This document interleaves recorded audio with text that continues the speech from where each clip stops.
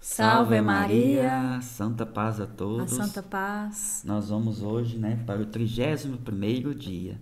Porque nesses 3 dias aqui, nesses 4 dias do 30º ao 33º, nós vamos falar, do capítulo 8, que são os usos exteriores que nós temos que ter das práticas a essa devoção, exteriores e interiores, as orações pós-consagração, Então, nós paramos no parágrafo 238, nós vamos para o 239. Primeiro, a nossa oração. A saudação a Nossa Senhora. Ave sempre bela, Ó Virgem Mãe de Deus, do alto mar estrela, porta azul dos céus, novas o anjo traz. ave te saúda, Funda-nos na paz, de Eva o nome muda.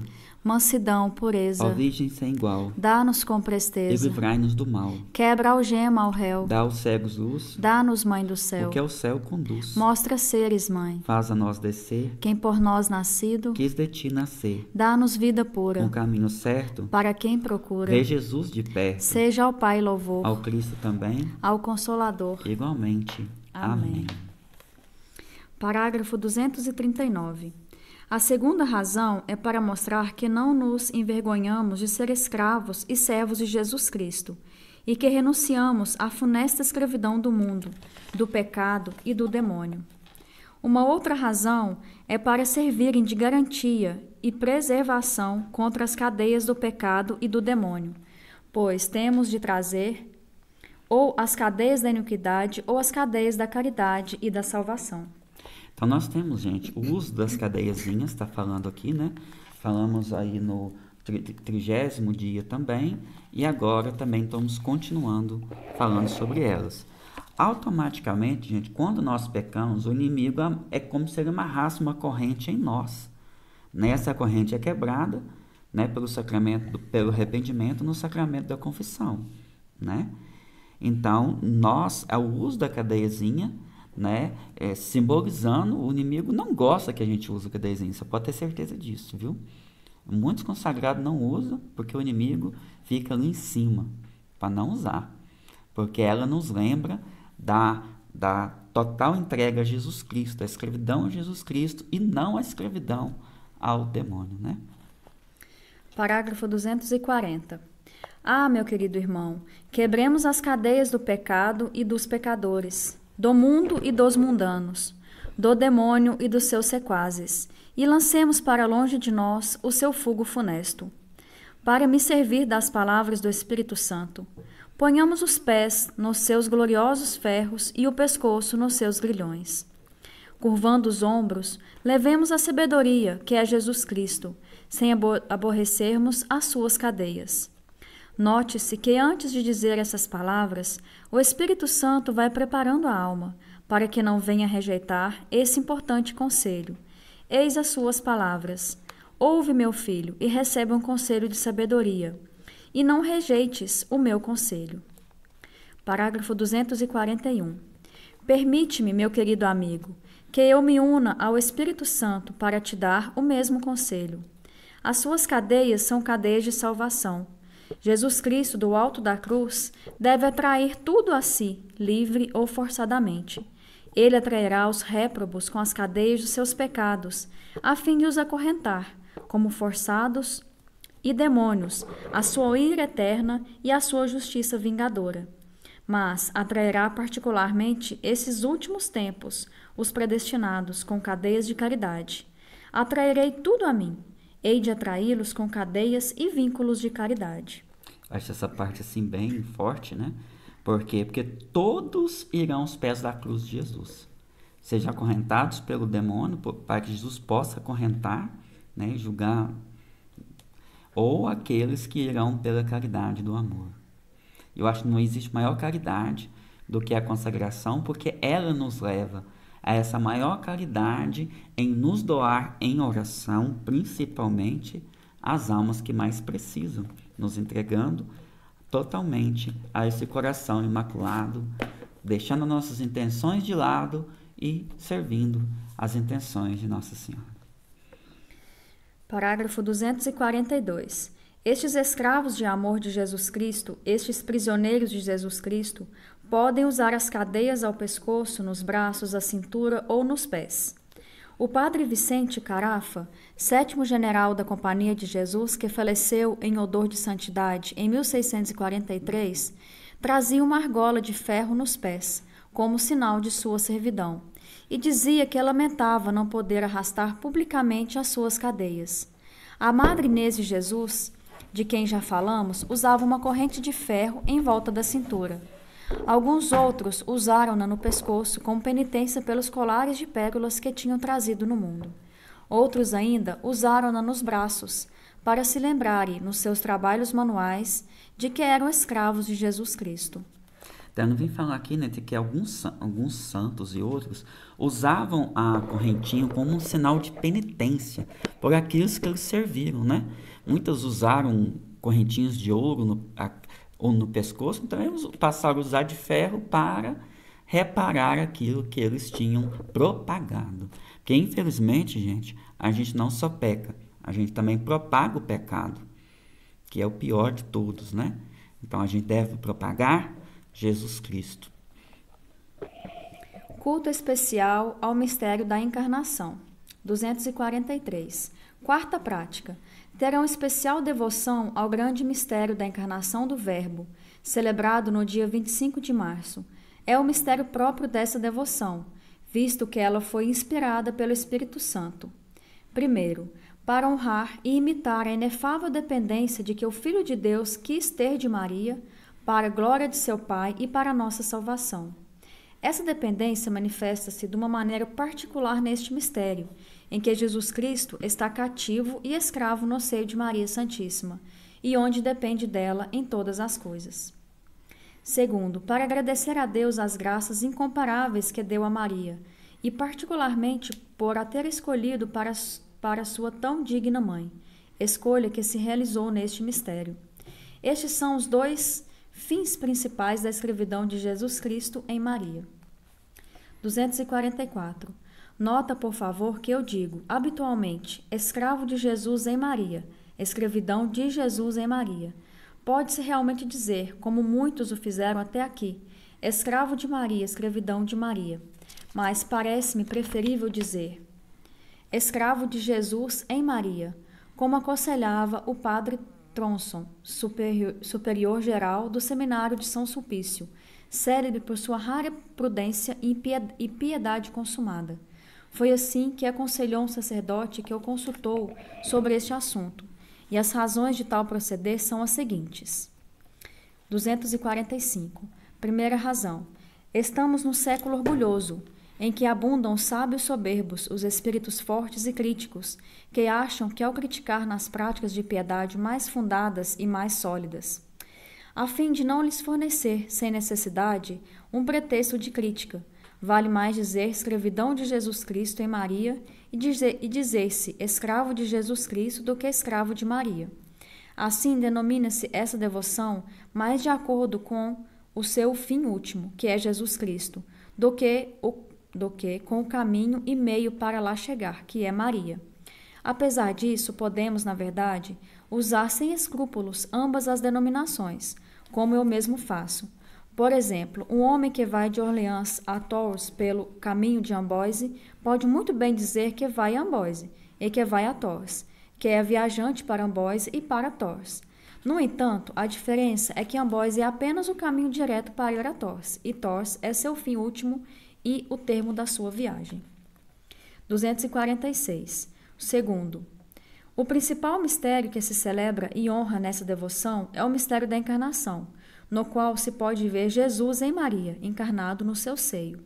Por isso, vem mais a propósito dizer escravidão de Jesus em Maria, Jesus habitando e reinando em Maria, conforme a bela oração de tantos homens célebres.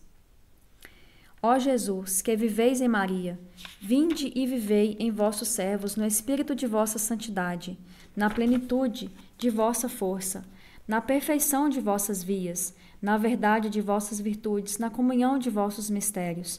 Dominai sobre toda a potestade inimiga, em vosso espírito para a glória do Pai. Amém. Vou continuar? Tá. Parágrafo 247. Este modo de falar mostra mais claramente a íntima união que existe entre Jesus e Maria.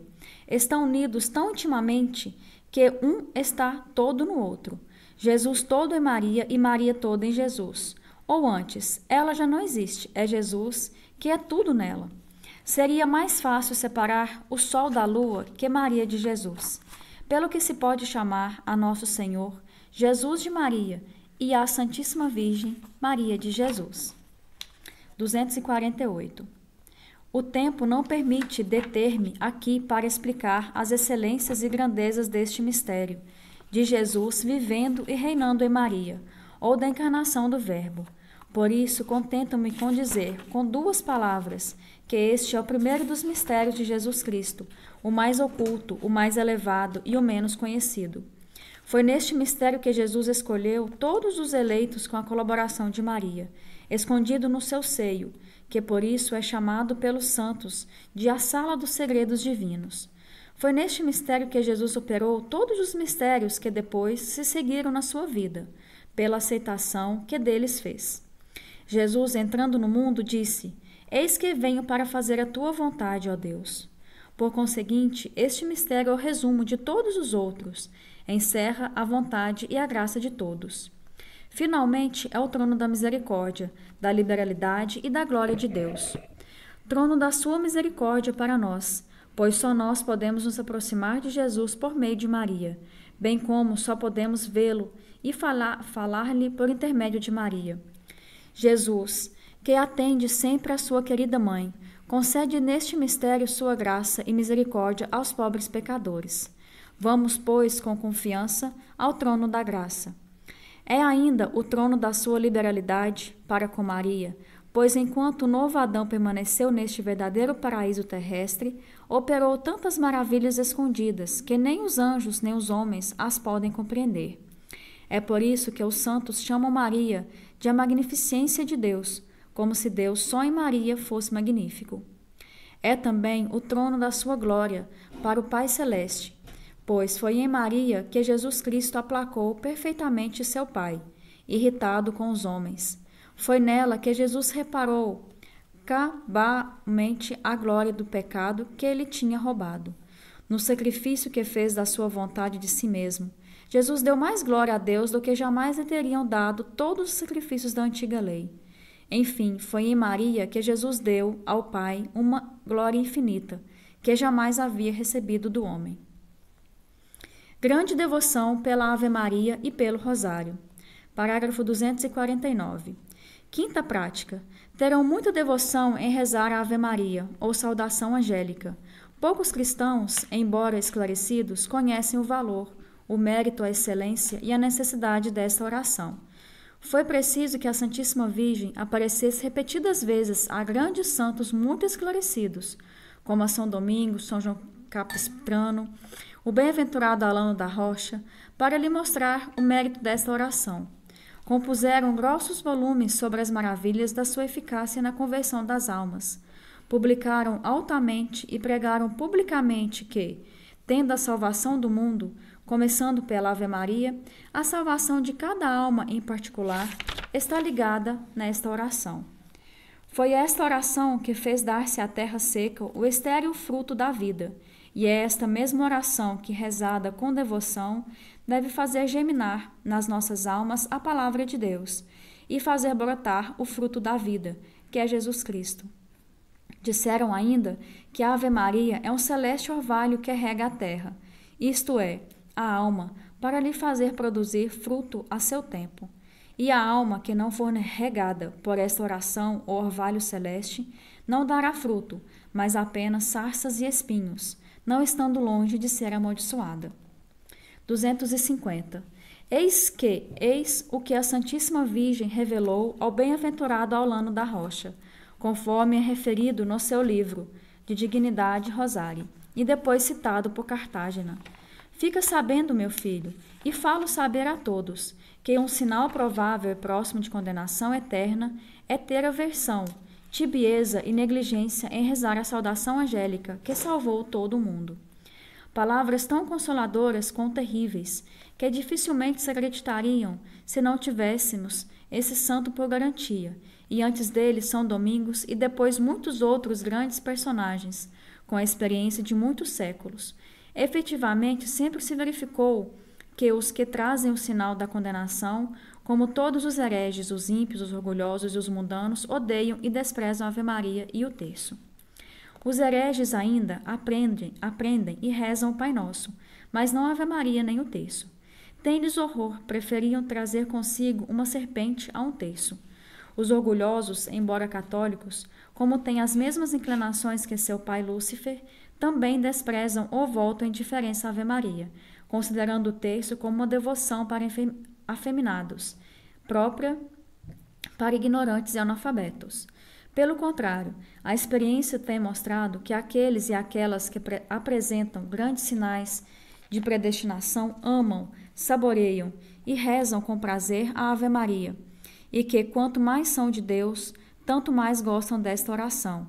Foi o que disse a Santíssima Virgem ao bem-aventurado Alano, depois das palavras que acabo de citar. Alano de la Rocha foi um dos que viu Nossa Senhora, né, na época que Nossa Senhora institui ali o Santo Terço, né? Então ele foi um grande defensor da Virgem Maria no tempo passado, né, onde eu já falei aqui, em 1854 foi o dogma da Imaculada Conceição, né? Então ali aqueles que não, então a Igreja proclamou o dogma em 1854. Não é recente, né? Você assim, não tem nem 200 anos, né? Então, antes disso, tinha-se na igreja aqueles que não eram devotos de Nossa Senhora e nem do Santo Terço. Eu acho que é difícil, né? Uma pessoa que é católica não ter um terço em casa hoje, né? Não é? Eu acho. Porque a devoção a Nossa Senhora tem sempre crescido, né? Então, pode falar. 251. Não sei como isso se faz nem porquê, mas não deixa de ser uma realidade. Não tenho melhor segredo para conhecer se uma pessoa é de Deus do que ver se ela gosta de rezar a Ave Maria e o terço.